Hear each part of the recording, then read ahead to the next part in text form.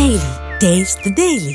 இருந்தாலும் ராஜன் சார் என்னை பற்றி பேசும்போது நல்லா அவர் சொன்னார், கவனிச்சது போகிற அவர் இந்த பாவாடியை. ஆனால் கடைசியில் சொல்லும்போது பாக்யராஜ் சார்னு சொல்லிட்டு என்னை எடுத்துக்கிட்டார் பாருங்க. இது பல தடவை நான் கவனிச்சிருக்கேன். எல்லாரும் அந்த மேட்டருக்கு போவார், போயிட்டு கடைசியில் பாக்யராஜ்னு என்ன கொண்டுட்டு. ஸோ இந்த படத்தில் மணி அவர்களை பற்றி சொல்கிறதுக்கு மணியான ஒரே ஒரு விஷயம், நிறைய விஷயம் சொல்லலாம். இந்த யுகத்தில் சொல்லுவாங்க இல்லையா, இப்போ கலியுகத்தில் இருந்துட்டு இருக்கோம், இதுக்கு முன்னால் 3 யுகம் அப்படின்னு சொல்லுவாங்க. இந்த கிரேதா யுகம், இந்த யுகம், ஒரு 3 யுகம் இருக்குதுன்னு சொல்லுவாங்க. என்னை பொறுத்த வரைக்கும் இந்த கலியுகத்துக்கு நடுவுலையே வந்து கவண்டமணி யுகம் அப்படின்னு சொல்லி ஒரு சினிமாவில்,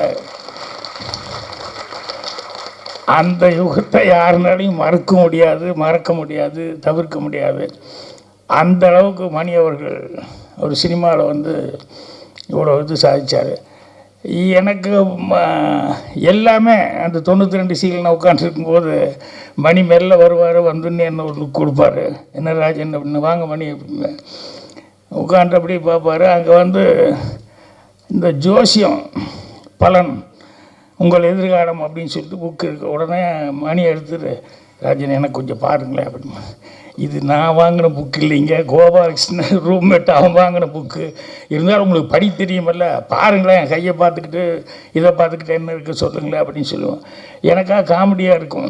ஏன்னா நமக்கும் ஒன்றும் அதை பற்றி ஒரு பெரிய இன்ட்ரெஸ்ட் இல்லை. ஆனால் அவர் புஸ்தகம் இருக்குதுன்னு சொன்னோடனே காமிப்பார். அப்புறம் பார்த்துட்டு படிச்சுக்கிட்டு, இல்லை கண்டிப்பாக வந்துடுவீங்க மணி, என்னதான் வந்துடுவீங்க அப்படின்னு சொல்லிட்டு. ஏன்னா ஒரு மனுஷனுக்கு ஹோப் கொடுக்குறது ரொம்ப முக்கியம் இல்லையா, அதை வந்து சொல்லிட்டு இருப்பேன். அதே மாதிரி எங்கள் டைரக்டர்கிட்ட மிகப்பெரிய போராட்டம் பண்ணி அந்த ரயிலில் மணி தான் நடிக்கணும் அப்படிங்கிறதுக்கு எத்தனை நாளாக வந்து அது ஒரு பெரிய ஸ்ட்ரகிளிங் ஆகி, அப்புறம் நைட்டில் வந்து அவரும் டெய்லி கேட்டுக்கிட்டு இருப்பார். பாலகுருணன் நான் எல்லாமே பயங்கர போராட்டம். அதுக்கப்புறம் நைட்டு 12:30 மணிக்கு எங்கள் டைரக்டர் ஓகே சொன்னதுக்கப்புறம் 12:30 மணிக்கு வந்து எல்டாம்ஸ் வாசலில் அந்த படிக்கட்டில் உட்காந்துருக்காரு மணி, வெயிட்டிங் எனக்காக. என்ன ராஜன் என்னாச்சு, வாங்க அப்படின்னு சொல்லிட்டு, என்ன சொல்லுங்கள், வாங்க சொல்கிறேன் வாங்கன்னு அப்படியே ஆலயமன் கோயிலுக்கு கூப்பிட்டு வந்து, அப்புறம் நானே கற்பூரமெல்லாம் வாங்கிட்டு வந்தேன்.